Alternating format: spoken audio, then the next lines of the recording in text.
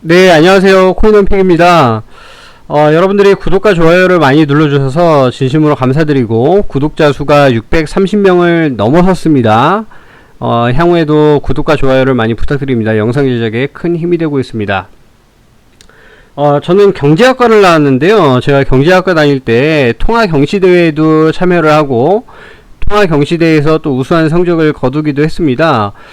근데 지금 비트코인에 투자를 하면서 보니까 이 비트코인도 결국에는 거시경제를 또 봐야 되는 부분이 있더라고요. 그래서 이번에 그럼 이왕에 하는 김에 나만 알게 아니라 다른 사람들하고도 좀 같이 알자 해서 코인원픽과 함께하는 금융 공부 시간을 따로 좀 만들게 됐습니다.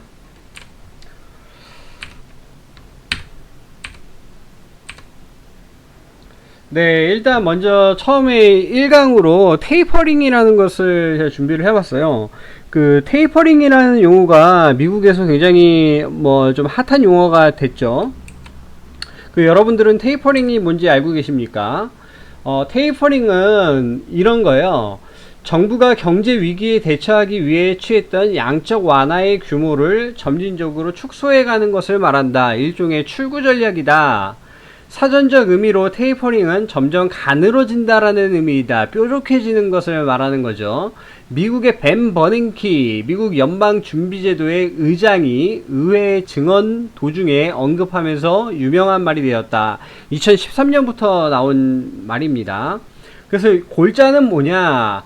통화량을 줄이겠다는 거예요. 점차적으로 통화량을 줄여서 여기 보면은 점진적으로 축소하는 정책을 취한다. 통화량을 점진적으로 축소한다. 근데 통화량을 축소할 때 어떻게 축소하느냐? 채권의 규모를 점진적으로 축소한다. 라는 거죠.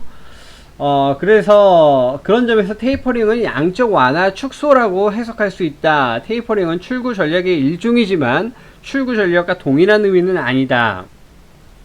라는 거고요.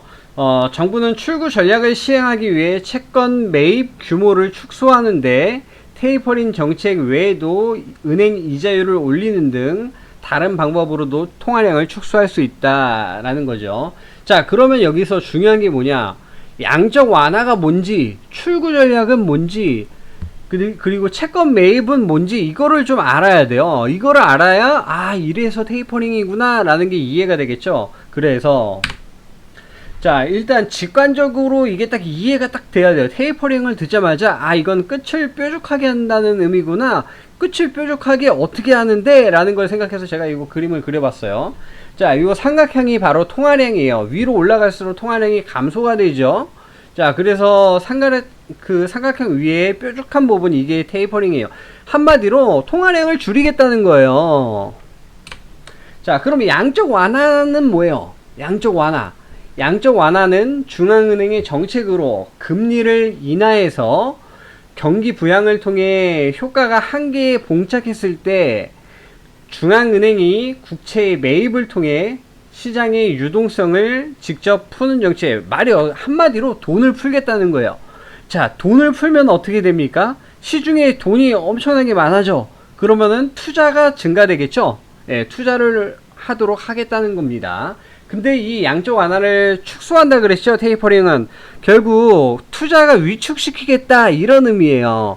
그래서 미국에서 테이퍼링을 뭐 강하게 추진하겠다, 테이퍼링을 진행하고 있다 하면 주식시장에서의 반응은 이제 곧 투자를 축소하겠다는 의미구나. 투자를 축소하니까 뭐 하겠어요? 돈을 빼야겠다. 이런 결론에 다다르는 거죠.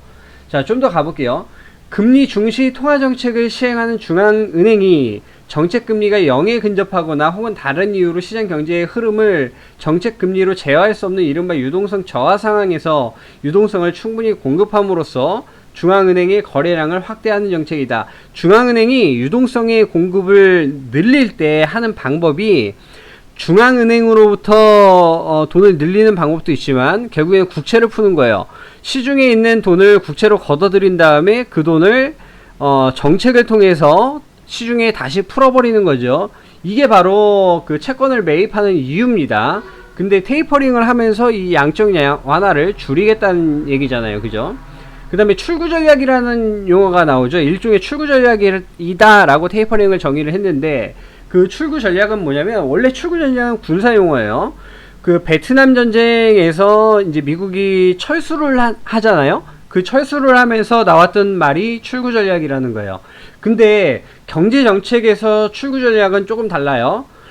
결국 경제 위기가 왔을 때 그를 극복하기 위해 내렸던 금리 등의 형태로 나타난 과잉 유동성이나 또는 각종 완화 정책을 경제에 큰 부담이 가지 않게 서서히 걷어들이겠다는 거예요.